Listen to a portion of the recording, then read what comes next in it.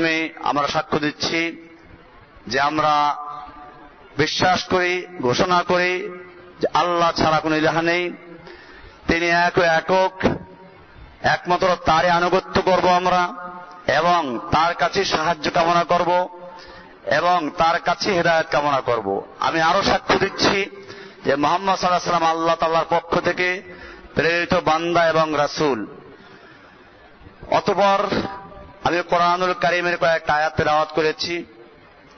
ইয়া আইয়ুহাল্লাযীনা আমানু, ইয়া আইয়ুহান নাসু, হে ঈমানদার, হে মানুষ সকল, ইন্না খালাকনাকুম মিন যাকারিন ওয়া উনসা, আমি তোমাদেরকে একজন পুরুষ আর একজন নারীর থেকে সৃষ্টি করেছি। ওয়াজআলনাকুম শুউবান ওয়া কাবাইলা লিতাআরাফু, আমি তোমাদেরকে বিভিন্ন শাখা এবং বিভিন্ন গোত্রে বিভক্ত করেছি যাতে তোমরা একে অপরকে চিনতে পারো। ইন্না আকরামাকুম ইনদাল্লাহি আতকাকুম, নিশ্চয়ই জেনে রাখবে তোমাদের মধ্যে সর্বাধিক, আমার কাছে সর্বাধিক সম্মানিত, আক্রামাকুম সর্বাধিক মর্যাদা সম্পন্ন ওই ব্যক্তি যে তোমাদের মধ্যে বেশি তাকওয়া অর্জনকারী, মুত্তাকি। তার মানে তোমাদের বংশ, তোমাদের আরব আজম, তোমাদের লম্বা কে মোটা কে খাটো, তোমাদের কে কালো কে ধলো, এইগুলো আমাদের কাছে মান নির্ণয়ের জন্য নয়, আমার কাছে মান নির্ণয় হয় তাকওয়ার ভিত্তিতে। আল্লাহ তাআলা আরেক আয়াতে বলছেন, ইয়া আইয়ুহান নাসু তাকু রাব্বাকুম, তোমরা সে আল্লাহকে ভয় করো, আল্লাযী খালাকাকুম মিন যাকারিন ওয়া উনসা, যিনি তোমাদেরকে সৃষ্টি করেছেন একজন পুরুষ একজন নারীর থেকে। আল্লাহ তাআলা আরেক আয়াতে বলছেন, ইয়া আইয়ুহাল্লাযীনা আমানুত্তাকুল্লাহা হাক্কা তুকাতিহ, হে ঈমানদারগণ তোমরা আল্লাহকে ভয় করো যথাযথভাবে। ওয়ালা তামুতুন্না ইল্লা ওয়া আনতুম মুসলিমুন, তোমরা মুসলিম না হয়ে মৃত্যুবরণ করো না। আল্লাহ রাসূল সাল্লাল্লাহু আলাইহি ওয়াসাল্লাম, আল্লাহ তাআলা কোরআনে নিকাহ সম্পর্কে আলোচনা করেছেন। কোরআন বলেছে, ফানকিহু মা তাবা লাকুম, তোমরা যে নারীকে পছন্দ করো তাদেরকে বিয়ে করো। মাসনা, দুজন বিয়ে করো। সুলাসা, তিনজন বিয়ে করতে পারো। রুবাহা, চারজন বিয়ে করতে পারো। প্রথম আল্লাহ শুরু করেছেন দুজন দিয়ে, কাজে দুইটা বিয়ে করা যাবে, তিনটা বিয়ে করা যাবে, চারটা বিয়ে করা যাবে। হ্যাঁ, যদি না পারো, দুজনকে ঠিক মতো রাখতে পারবে না, তোমার দুজনকে সমানভাবে চালাতে পারবে না, তাহলে বলা আছে ফাওয়াহিদা, তাহলে একটা বিয়ে করো। তাহলে একটা বিয়ে করো। যে না পারো, আমি এবার বলছি না যে আপনারা এখন দুইটা চারটা একসাথে বিয়ে করা শুরু করেন, যেহেতু জায়েজ আছে।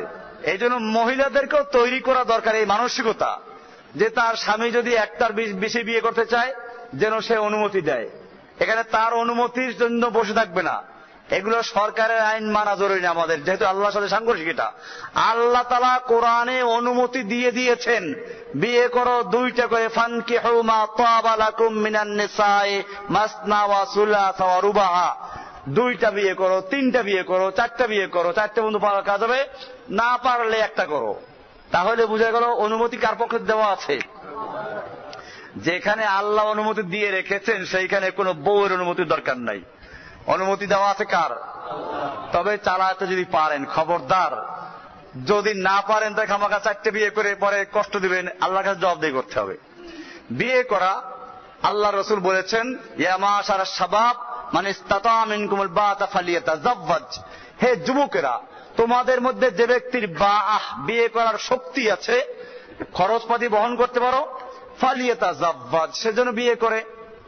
ফাইন্নাহু আহসানু লিল ফারাজ, কারণ বিয়ে এটা লজ্জাস্থানকে হেফাজত করে, ওয়াগাদ্দু লিল বাসর, এবং চক্ষুকে নিচু রাখে। আর ওমাল্লাম ইয়াস্তাতে, যার বিয়ে করার ক্ষমতা নেই, ফাআলাইহি বিসসাওম, সেই জন্য লাগাতার রোজা রাখে। কি করে? রোজা রাখবে। কারণ যার বিয়ে করার খরচপাতি দেওয়ার সুযোগ নাই, ও রোজা রাখবে, একদিন দুদিন না, লাগাতার। আলাইহি, লাগাতার রোজা রাখো, তাহলে এর মাধ্যমে তোমার যে কাম ভাব যেটা, এটা দমন হয়ে যাবে। আল্লাহ রাসূলের নির্দেশ। বিয়ে করতে গেলে আল্লাহ রাসূলের এটা নির্দেশ এবং সুন্নাহ। এই সুন্নাহ মানে সুন্নাত ফরজ মুস্তাহাব তা না, সুন্নাহ মানে তরিকা। বিয়ে করা ফরজ হতে পারে, যেই সময় বিয়ে না করলে পরে গুনাহের মধ্যে জিনা বা বিচারে লিপ্ত হওয়ার আশঙ্কা থাকে, সেই সময় বিয়ে করা ফরজ। বিয়ে করা কি? জিনা করা কি হারাম।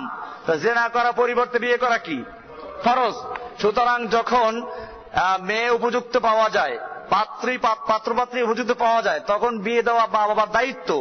যে মা বাপ পাত্রপাত্রী পাওয়া সত্ত্বেও কয় যে এমনি দেখা সাক্ষাৎ করো, খেলাধুলা করো, অসুবিধা নাই, পার্কে ঘোরো, কিন্তু বিয়ে হবে না, এগুলো জেনা করার জন্য সুযোগ করে দেওয়া হচ্ছে। এই মা বাপকে আমাদের আল্লাহর কাছে জবাবদিহি করতে হবে।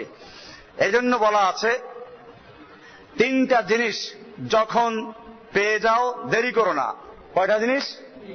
আল আইয়িমু ইযা ওয়াজাদতা কুফুয়ান, বিবাহ উপযুক্ত নারী যখন তার যথাযোগ্য পাত্র পাওয়া যায়, কুফু পাওয়া যায়, তখন আর বিয়ে দিতে দেরি করো না। 2 নম্বর, আস-সালাতু ইযা হানাত, সালাতের যখন টাইম হয়ে যায় দেরি করো না। 3 নম্বর, আল জানাজাতু ইযা হাদারাত, যখন জানাজা হাজির হয়ে যায় তখন আর দেরি করো না। এবারে মেয়ে দেখতে হবে, না দেখে বিয়ে করা বলা হয় না হাদিসে। আল্লাহ নবীর সাহাবী একজনে বিয়ে করলেন, আল্লাহ সুবহানাহু তুমি কি দেখে বিয়ে করছো? দেখো আনসারদের চোখে কিন্তু সমস্যা আছে, ওরা সাদা চোখ হতো, তো মক্কার লোকেরা এটা রুচির ব্যাপার, তো তুমি দেখে বিয়ে করো। আল্লাহ রাসূল সাল্লাল্লাহু আলাইহি ওয়াসাল্লাম বলেছেন দেখার ক্ষেত্রে দিনদারি আগে দেখতে হবে। বলা আছে তুনকাহুল মারআতু লিআরবাঈন, সাধারণত মেয়েদেরকে 4টা বৈশিষ্ট্যের কোন একটা দেখে বিয়ে করা হয়। লিআরবাঈন, লিমালিহা, অনেক সময় সম্পদ দেখে, ওয়ালে জামালিহা, সৌন্দর্য রূপ দেখে, ওয়ালে হাসাবিহা, বংশ দেখে, ওয়ালে দীনহা, এবং দিনদারি দেখে। আল্লাহ রাসূল সাল্লাল্লাহু আলাইহি ওয়াসাল্লাম বলছেন ফাজফার বিদাতিদ দ্বীন, তুমি দিনদারিকে অগ্রাধিকার দিয়ে বিয়ে করো, দিনদারিটা আগে দেখো। এই জন্য দিনদারি আগে দেখতে হবে। আগে দিনদার কিনা মেয়ে, আগে আকীদা সহি আছে কিনা এটা দেখে বিয়ে করতে হবে। কেবল মাল দেখে বিয়ে করবেন, এরকম সুন্দর দেখে বিয়ে করবেন, এরকম ভাবে কি দেখে বংশ বড় দেখে বিয়ে করবেন, এগুলো থাকলে ভালো কথা, কিন্তু আগে কি দেখতে হবে? দিন। আগে দিনদারি দেখে তারপরে যদি অন্যগুলো পাওয়া যায় তো আলহামদুলিল্লাহ। আপনার একদিকে দিনদার, একদিকে সুন্দরী, তারপরে বড় বংশের, তারপরে মালদারও আছে, অসুবিধা আছে কিছু? খাদিজা পাইলে অসুবিধা নেই তো কিছু? কাজী এভাবে যদি থাকে আমার আপত্তি নাই, কিন্তু প্রথম দেখতে হবে কি? আল্লাহ রাসূল সাল্লাল্লাহু আলাইহি ওয়াসাল্লাম বলেছেন দিনদারি আগে দেখো। এরকম ভাবে তোমরা বিয়ে করার উদ্দেশ্য কি হবে? উদ্দেশ্য হবে যেন নিজের ঈমান হেফাজত করা, আমল হেফাজত করা, আখলাক হেফাজত করা, এবং নেক সন্তান জন্ম দেওয়া। আল্লাহ রাসূল সাল্লাল্লাহু আলাইহি ওয়াসাল্লাম সেজন্য বলেছেন তাজাওয়াজুল ওদুদ আল ওলুদ, তোমরা বেশি সন্তান হয় এবং যে স্ত্রীরা স্বামীকে মহব্বত করে এরকম বংশ দেখে বিয়ে করো। কারণ ফাইন্নি উবাহি বিকুমুল উমামা ইয়াউমাল কিয়ামা, আমি কিয়ামত দিবসে আমার উম্মতের সংখ্যা আধিক্য দিয়ে গর্ব করব। এজন্য বেশি সন্তানে দিয়ে বিয়ে করবে। এবারে বিয়ের মোহর ধার্য করতে হবে। বাকি সেটা বিভিন্ন ইমামদের বিভিন্ন মত আছে, আমি সেদিকে যাচ্ছি না। তবে এমন একটা মোহর ধার্য করা উচিত যাতে সমস্ত বিতর্কের ঊর্ধ্বে থাকে। কারণ হাদিসে বিভিন্ন রকম আছে। একজন সাহাবী আসলো, বললেন তোমার কাছে মোহর দেওয়ার কি আছে? কই কিছুই নাই। কই যাও একটা লোহার আংটি বেলো নিয়ে আসো। এই জন্য কোন ইমামরা বলছেন যে একবার সামান্য জিনিস হলেও বিয়ে করা জায়েজ আছে। আবার আরেক জায়গায় দেখা যায় যে বলা আছে ও কিচ্ছু নাই, কই যে কোরআনের তালিম দিয়ে বিয়ে করে দাও, এটাও জায়েজ বলছে এক জায়গায়। এই কারণে অনেক ইমামরা বলেছেন যে মোহরের কোনো নিম্ন কি হবে তার কোনো পরিমাণ নাই। আবার ইমাম আবু হানিফা রাহমাতুল্লাহ উনি বলছেন যে না, কমপক্ষে 10 দিরহাম হইতে হইবে। উনি কিয়াস করছেন ওই যে একটা চোর হাত কাটলে হাত কাটা হবে, চুরি করলে হাত কাটা যাবে, কমপক্ষে কয় দিরহাম হইতে হইবে? 10 দিরহাম চুরি না করলে, দিনার চুরি না করলে এর কম হইলে হাত কাটা যাবে না। এরকম ভাবে আবার গেছে আপনার ওই যে, তো এখানেও যেহেতু এরকম একটা অঙ্গ ব্যবহার করা হয়, তো যাই হোক, আমরা এজন্য বলি যে এই ইমামদের যে প্যাচগোছ আছে যদি না থাকে কারো, তাহলে ওই লোহার মাসলা, আর থাকলে আমরা বলি যে তাহলে বিতর্কের ঊর্ধ্বে উঠে কমপক্ষে 10 মোহর পরিমাণ হয়, 10 দিনের পরিমাণ তার চেয়ে বেশি রাখা। কাজেই সেভাবে মোহর ধার্য করতে হবে। মোহর দেওয়ার নিয়তে ধরতে হবে। ছেলের পক্ষে যেটা দেওয়া সম্ভব, মেয়ের অন্যান্য বন্টন মিলে যেরকম দিলে পরে তার লজ্জা পেতে না হয়, 2 দিক রক্ষা করে মোহর ধার্য করা সুন্নাত। কাজে আমাদের দেশে একটা গলত প্রথা চালু আছে, কয় যে মোহরে ফাতেমি। কাল মোহরে ফাতেমি কি সুন্দর মসলা, তোর মেয়ে বেটা ফাতেমা আর তোর ছেলে কি আলী? বেয়াদব কোথাকার। মোহরে ফাতেমি, সব জায়গায় মোহরে ফাতেমি। কিসের মোহরে ফাতেমি? এটা সুন্নত নাকি? আল্লাহর নবী 4000 দিনার দিয়ে তো বিয়ে করেছেন। 500 দিরহামের নিচে আল্লাহ রসুলের কোন স্ত্রীর মোহর নাই। ফাতেমাকেও তো 500 দিরহাম দেওয়া হয়েছে। কাজে খেয়াল রাখতে হবে, মোহরের সুন্নাহ হচ্ছে ছেলের অবস্থা বুঝে। ওই যে বললামই, না দিতে পারলে তো তার জন্য বলা আছে, কিন্তু ছেলের পক্ষে দেওয়া সম্ভব। ছেলে একদিন নাস্তা করতে গেলে দেখা যায় 1000 টাকা খরচ করে, আর মোহর দিতে আসলে 100 টাকা।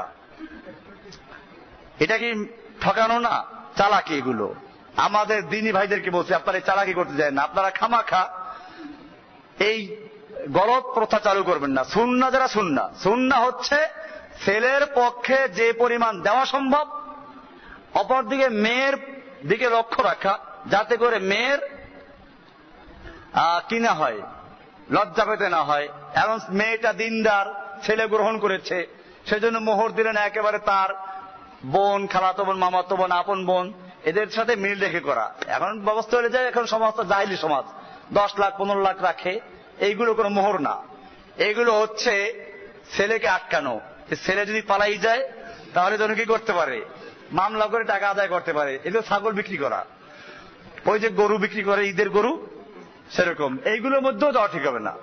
হাদিসে বলা আছে যে তোমরা মোহরের ক্ষেত্রে অল্প মোহর ধার্য করো, কারণ বেশি মোহর ধার্য করা যদি কোনো ফজিলতের কাজ হতো তাহলে সবচেয়ে বেশি মোহর ধরতেন কে? আল্লাহ রাসূল সাল্লাল্লাহু আলাইহি ওয়াসাল্লাম, তার স্ত্রীদের জন্য, তার মেয়ের জন্য। অথচ আল্লাহ নবীর স্ত্রীদের মোহর কারো 500 দিরহামের বেশি ছিল না। বাকি ওই যে একটা বললাম, ওটা একটা ভিন্ন ব্যাপার আছে, 4000 দিনার, ওটা ভিন্ন একটা ব্যাপার আছে। ওটা ওই যে হাবশার বাদশা উনি দিয়েছিলেন। তো যাই হোক, আল্লাহ রাসূল সাল্লাল্লাহু আলাইহি ওয়াসাল্লাম বলেছেন যে ইন্না বারাকাতান নিকাহে আইসারুহা মাউনাতান, সবচেয়ে বরকতপূর্ণ নেকাহ ওটা যে নেকার মধ্যে খরচ কম হয়, যে নেকার মধ্যে খরচ কম হয়। এই জন্য ছেলের পক্ষে ওলিমা করবে। ওলিমা করবে কার পক্ষে? মেয়ের পক্ষে ওলিমা করার কোনো সুযোগ নাই। এই জন্য এটা খেয়াল রাখতে হবে, বিয়ে করার উদ্দেশ্য হবে আল্লাহর হুকুম পালন করা, নবীর সুন্নাহ আদায় করা। বিয়ে করার উদ্দেশ্য হবে নেক সন্তান জন্ম দেওয়া, ঈমান আখলাক হেফাজত করা, এইভাবে আল্লাহ নবীর উম্মত বৃদ্ধি করা, এইভাবে নিয়ত রেখে করা। স্ত্রীর উপরে সদাচরণ করা, তাকে দিনের দাওয়াত দেওয়া প্রথমে, এরপরে তাকে আল্লাহর পথে চালানো। হাদিসে বলা আছে, ওই স্বামী স্ত্রীর ব্যাপারে প্রশ্ন করা হয়েছে যে স্বামী ভোর রাত্রে উঠে এবার নিজে ইবাদত করে, উযু করে ইবাদতে রত হয়, স্ত্রীকে উঠায়, স্ত্রী না উঠলে তার চেহারায় পানি মারে, না উঠলে কি করে?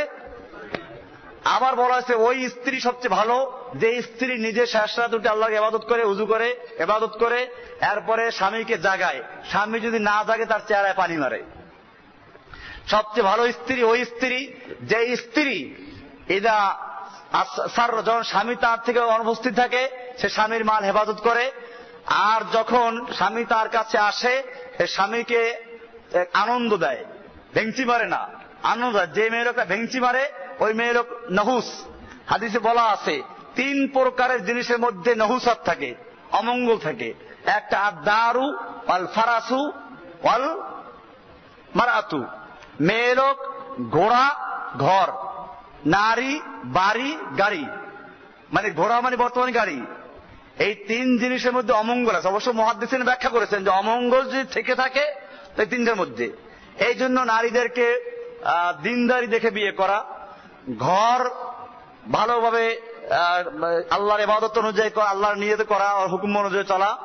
আর ঘোড়া ব্যাপারে বলা আছে, এই জন্য স্ত্রী বিয়ে করে প্রথম দর্শনে তার মাথায় হাত রেখে একটা দোয়া আছে, সে দোয়া পড়ে নেওয়া, যে এই দোয়া পড়া। এমনি বিয়ের পর একটা দোয়া আছে, সে দোয়াগুলো জেনে নেবেন।